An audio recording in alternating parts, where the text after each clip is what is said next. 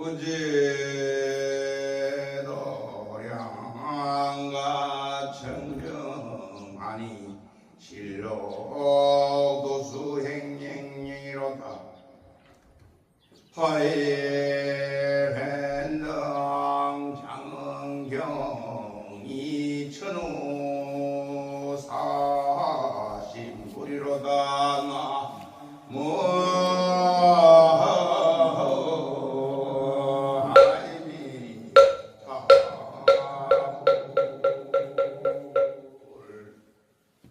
며칠 전에 제가 초하루 문자 메시지 보냈을 때 드린 내용입니다. 그때는 비가 온 다음 날이 돼가지고 봄비 그친 뒤에 이 도량이 참 더욱 맑고 깨끗하다 하면서 보냈는데 그때만 해도 실록이 참 예뻤는데 벌써 며칠 지났다고 녹음이 짙어버렸어요. 바뀌어버렸어요. 나뭇잎 색깔이 바뀌어버렸어요. 그때 정말 비 그친 다음에 정말 보기 좋았는데 비견 도량이 더욱 맑고 깨끗하니 실록 잎새가 손을 흔들며 반짝반짝 빛나도다. 파이라 연덕매단 절마당 풍경이 청황적백 하늘이 뿌린 부처님 꽃을려라. 이렇게 좋은 계절 노래했죠. 제가 얼마나 오늘이 좋은 계절입니까? 이렇게 좋은 계절을 노래하면 우리 생명이 만생명과 더불어 사는 자연스러운 표현이고 좋고 나쁨을 갖다가 구별하지 않는 부처님 마음을 갖다가 나타내는 겁니다. 일시호일이라 날이면 날마다 좋은 날이다는 운문선사의 말씀입니다. 비가 오면은 비 오는 대로 좋고 바람 불면 바람 부는 대로 좋고 해나면 해나는 대로 좋은 날이건만 어떤 사람은 비 오면 비 온다고 불평, 바람 불면 바람 분다고 불평하며 만족치 못한 삶을 살아가고 있죠. 이 까닭이 뭘까? 옛날에 큰아들은 우산 장사를 하고 작은아들은 집신 장수를 하는 어머니 한 분이 계셨는데 매일 한숨이라 하루도 안 빠지고. 왜 한숨이냐? 날이 좋으면 햇볕이 나면은 큰아들 우산 장사 안 된다고 걱정, 비가 오면은 작은아들 집신 장사 안 된다고 걱정이 끊어질 날이 없어. 단 하루도 편할 날이 없어가지고 한숨을 푹 쉬며 살았어요. 지나가던 스님이 그 모습을 보고서는 아이고 보살님 거꾸로 생각하세요. 햇볕 나면은 작은아들 집신 장사 잘 돼서 좋고 비가 오면은 큰아들 우산 장사 잘 돼서 좋으니 매일매일이 좋은 날 아닙니까? 그때부터 이 보살이 마음을 고쳐묻고 그 얘기를 듣고 마음이 편해졌다는 얘기입니다. 다 마음먹기 나름이죠. 이처럼 우리 불교는 현재 가진 자기 생각을 보다 나은 방향으로 바꿔서 자기 삶을 바꾸는 가르침이에요. 우리 부처님 가르침이. 그걸 모르고 우리는 보통 자기 생각이 최고인 것처럼 무슨 쇠불 꼬집을 부리면서 한 번 가진 생각을 갖다가 바꿀 생각을 안 해. 그죠? 단테스 피크라는 영화가 있는데 아마 보신 분 있을 거라. 화산 폭발을 갖다가 다룬 영화인데 산중에 사는 할머니가 끝까지 화산 폭발이 지금 막 되고 있는데도 불구하고 이 산이 내 집이라면 떠나지 않겠다는 고집을 부려요.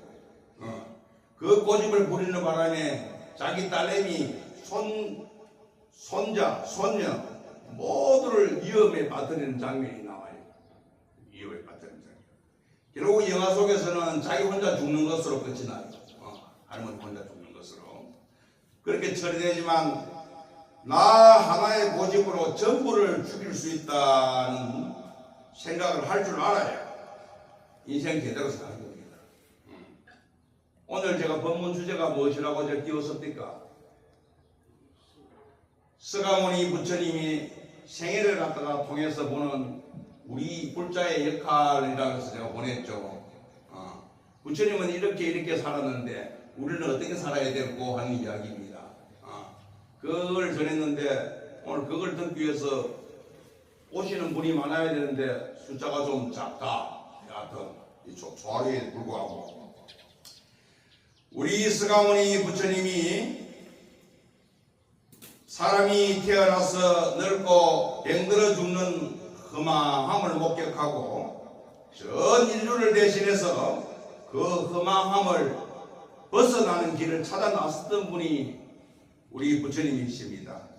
한마디로 생로병사, 태어나서 늙고 병들어 죽는다는 인생의 괴로움을 즐거움으로 바꾸는 방법이 없나 하고 호화로운 왕궁 생활을 갖다가 버리고 힘든 수행을 하셨던 거예요.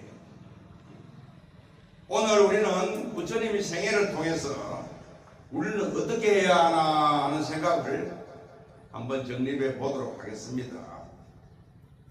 왜 그렇게 해야 되느냐 하면은 우리는 불자 전부 불자 맞잖아요. 불자이기 때문에요. 불자라는 것은 부처님 제자란 뜻도 뜻이지만은 엄밀히 우리는 부처님을 아버지로 둔 자식이기 때문에 불자라고 합니다. 우리가 그렇게 생각하지 않더라도 부처님은 우리를 자식으로 여겨서 가르침을 하셨습니다.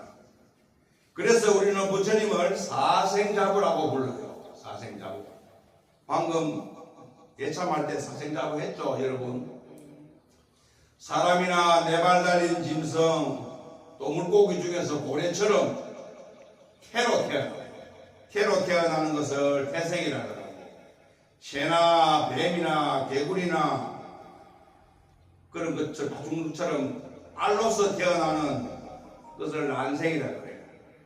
모기 하루살처럼 습한 데서 태어나는 것을 습생이라고 하고, 그리고 매미나 나비처럼 모습을 바꿔가면서 번데기에서 바꾸잖아.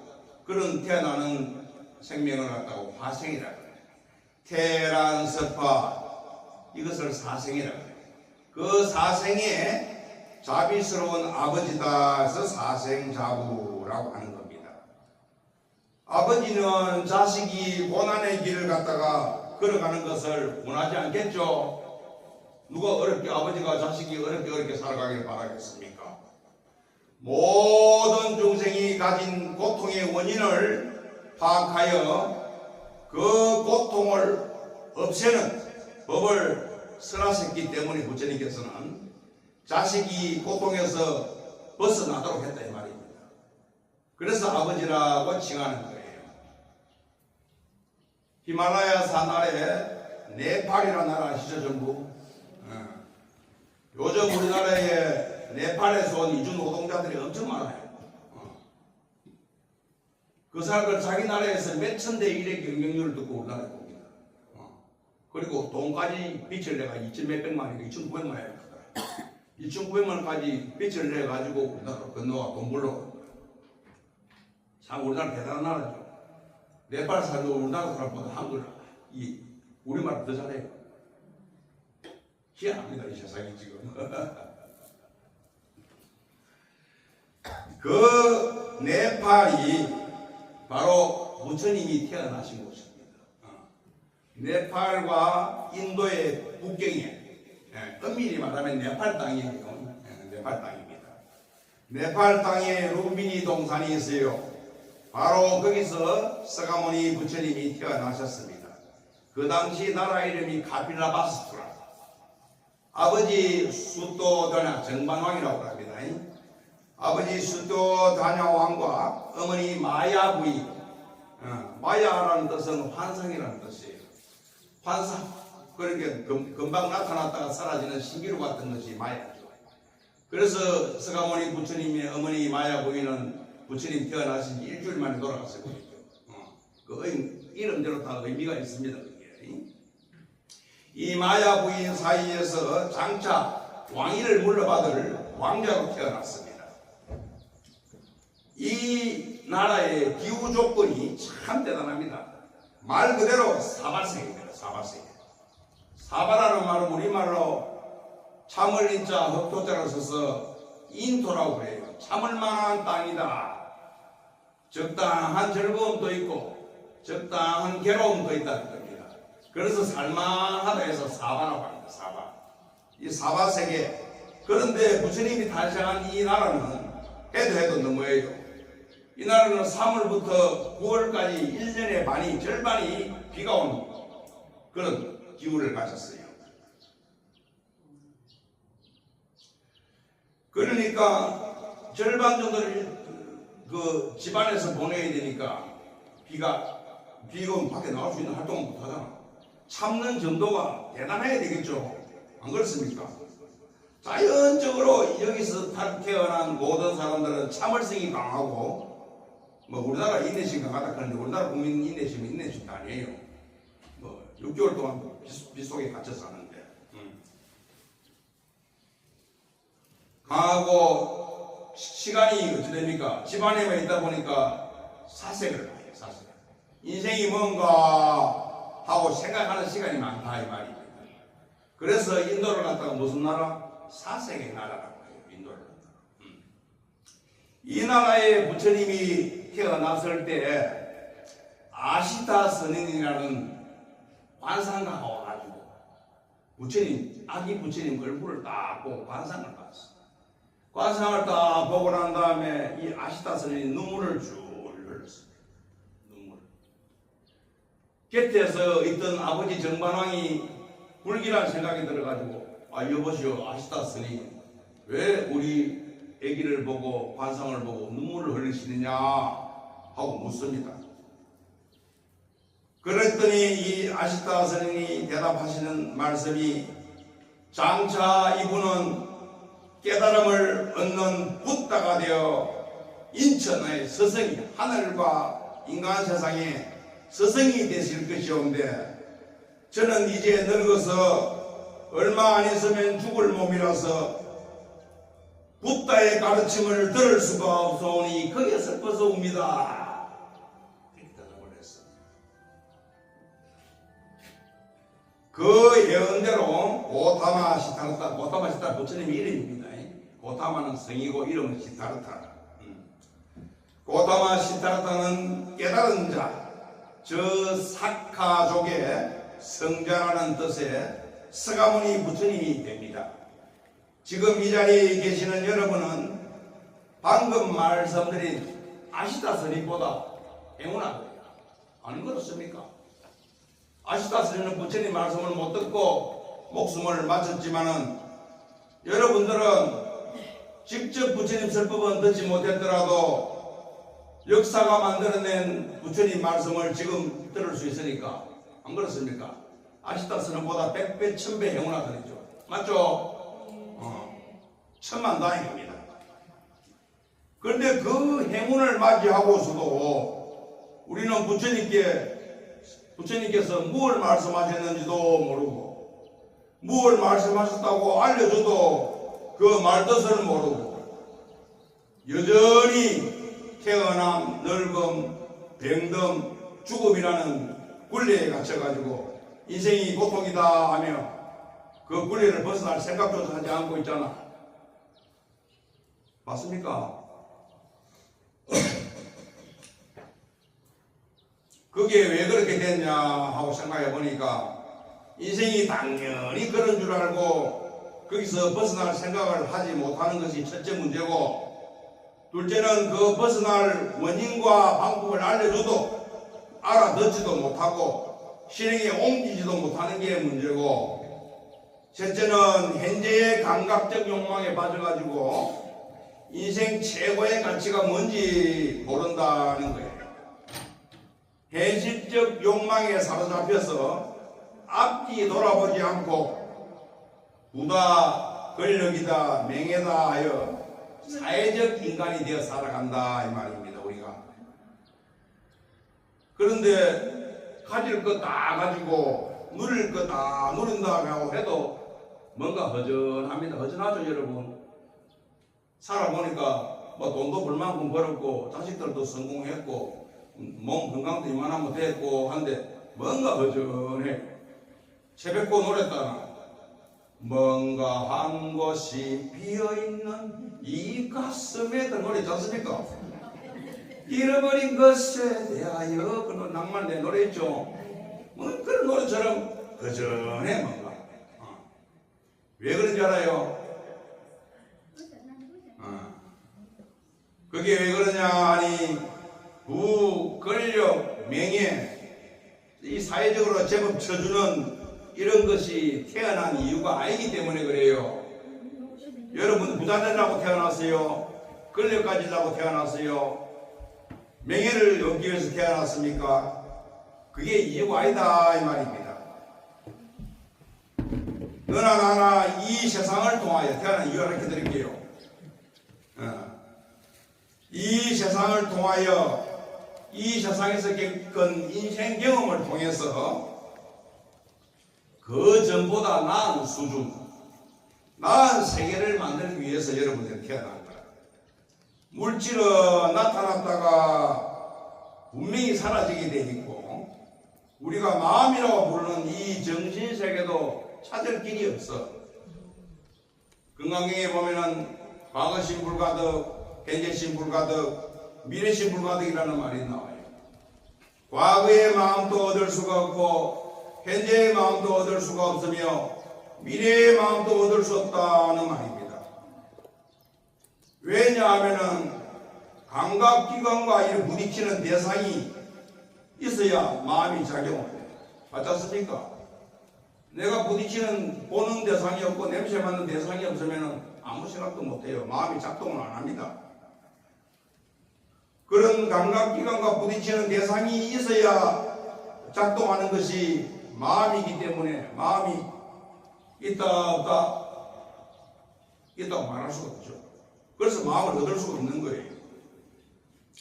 그러니까 우리가 몸뚱이라고 부르고 마음이라고 부르는 것은 이름일 뿐입니다. 이름일 뿐이라. 이름일 뿐이지 실제로 고정되어 딱 있는 게 없어요. 고정되어 있다고 볼 수가 없습니다. 안 그렇습니까? 그것부터 먼저 알아야 돼요. 마음이 고정되게 나타날 때마다 수시로 마음을 보긴 하지만 그게 마음이 아니라 인연 따라 나타나는 거죠. 그러니까 감각과 감각의 대상이 만나가지고 작용하지 않으면 찾을 길이 없는 게 우리 몸과 우리 마음이라.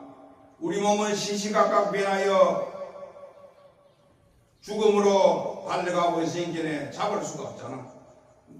청춘을 멈출 수 있습니까 여러분? 못 멈추잖아. 계속 가잖아.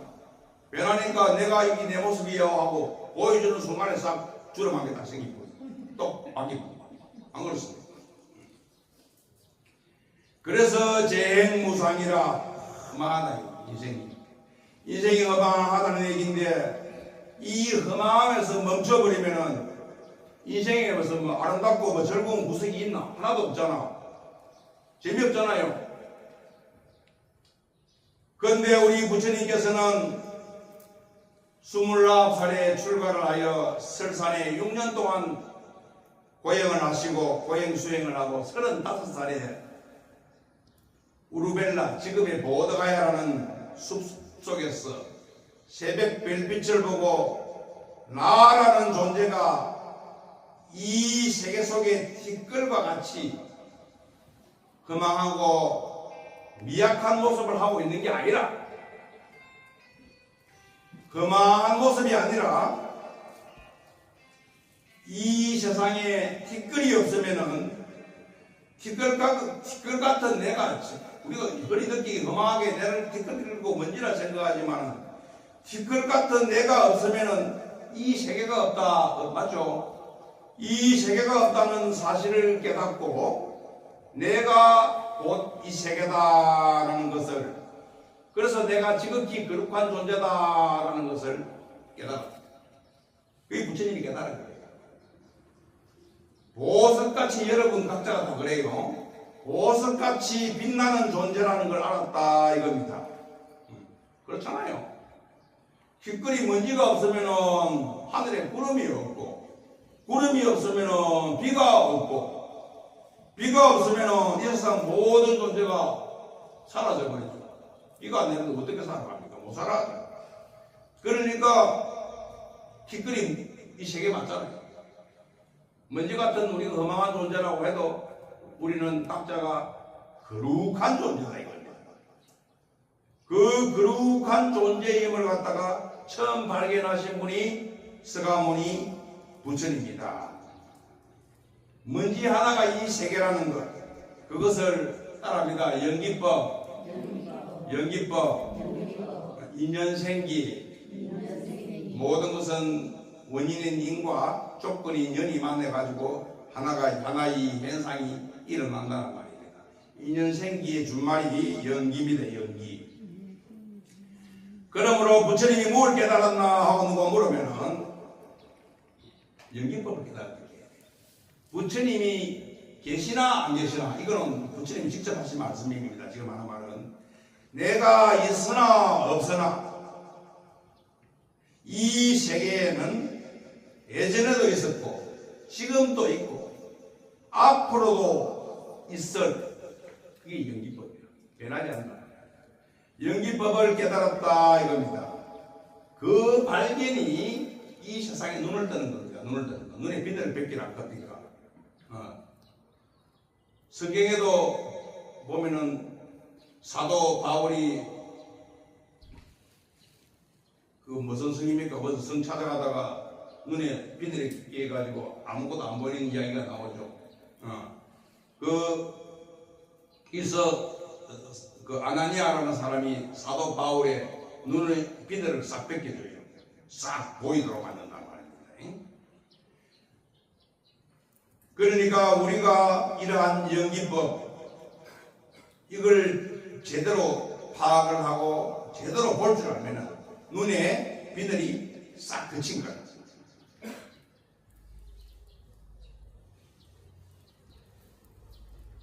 어제는 허망하게 보이던 낱낱의 사물들이 모조리 낱낱이 기중한 보석으로 보이는 거예요.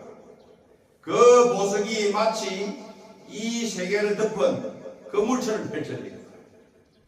그 건물처럼 펼쳐져 있는데 그 건물마다 건물코가 있잖아요. 건물코마다 한 점 한 점의 보석이 박혀 있습니다.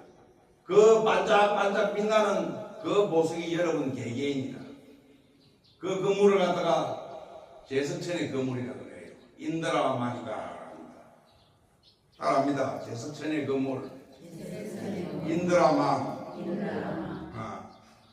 그 보석 하나가 서로 빛나면서 이 보석에서 빛나는 것이 이쪽 보석으로 빛이 연결되고 쫙 빛나게 펼쳐지는 것이 이 세상이라.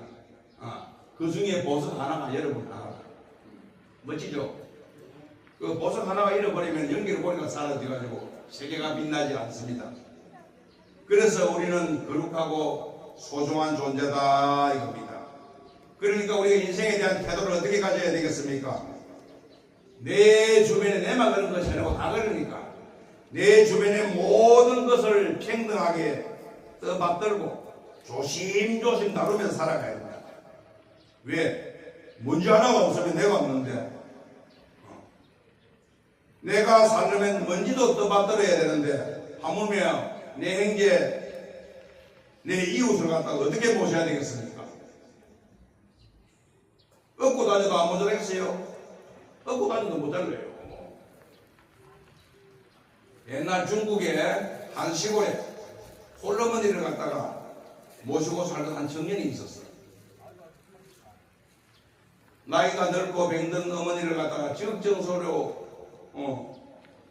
포도를 다하면서 모시고 살았는데 한날 바람결에 소문이 하나 들려와.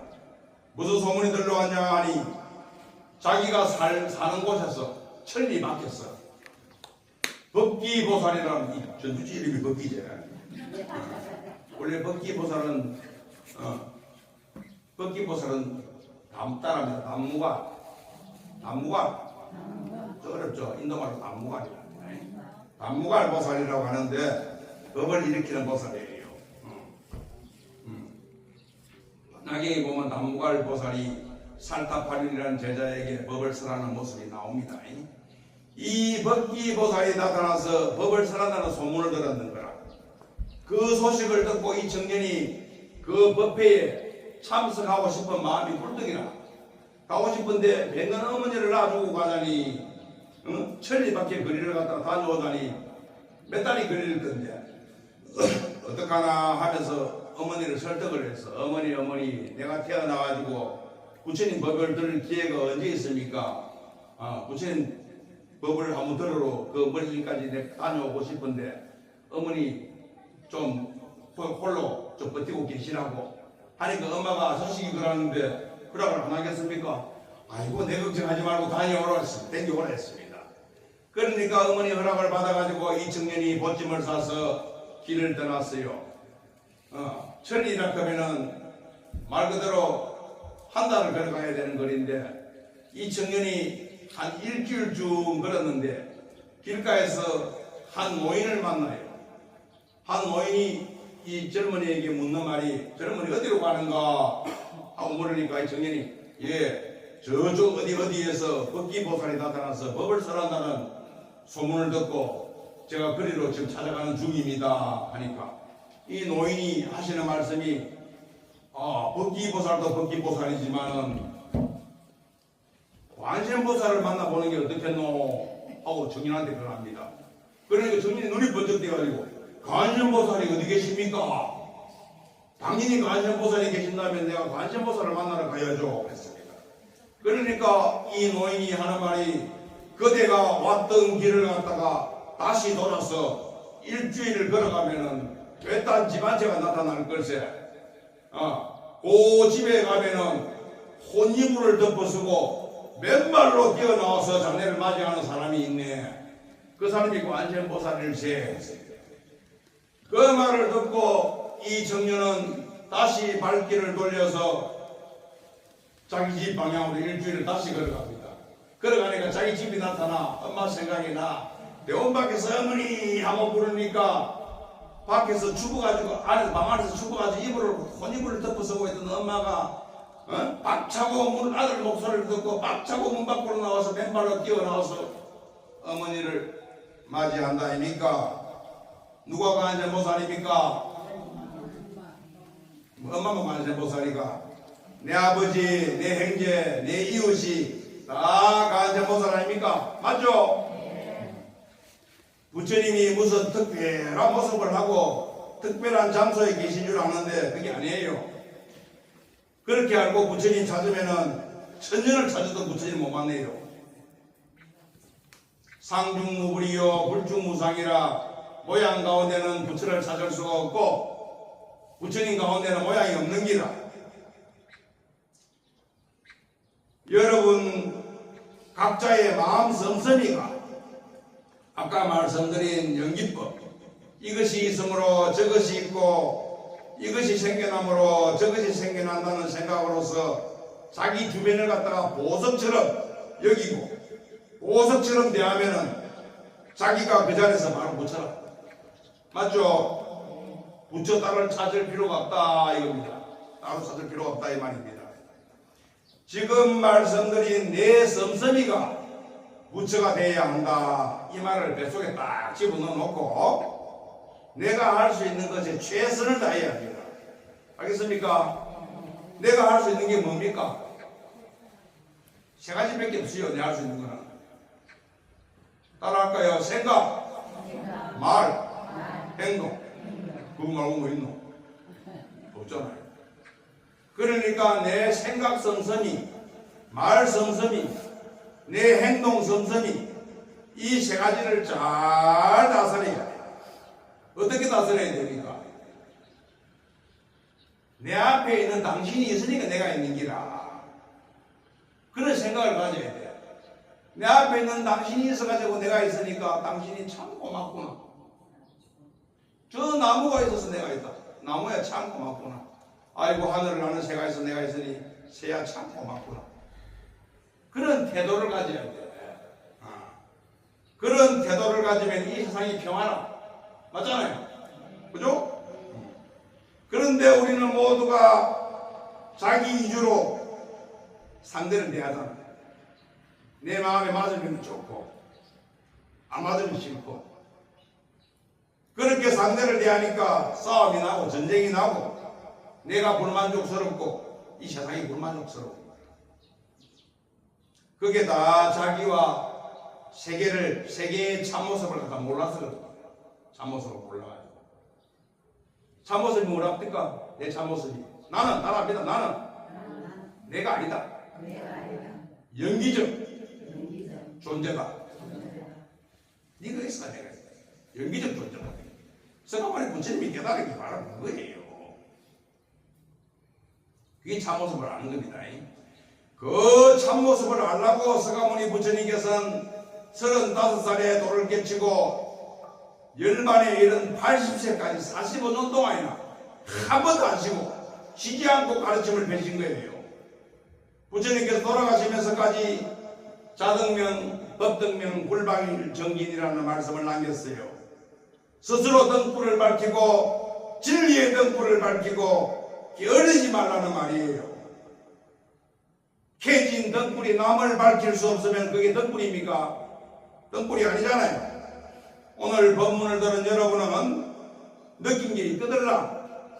여기 없는 다른 사람들한테도 그 느낌을 갖다 전할 줄 알아야 돼요. 그게 등불을 밝히는 거라고.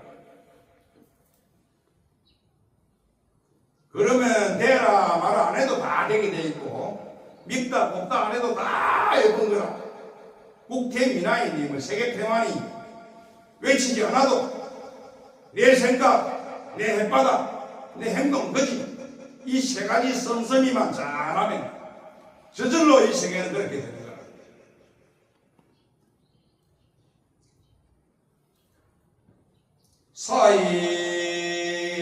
사일목 등능소화하고 촉파일 등점등 명하니 여유고와 유차소이고 명암무차 유일 소로담나 무아이미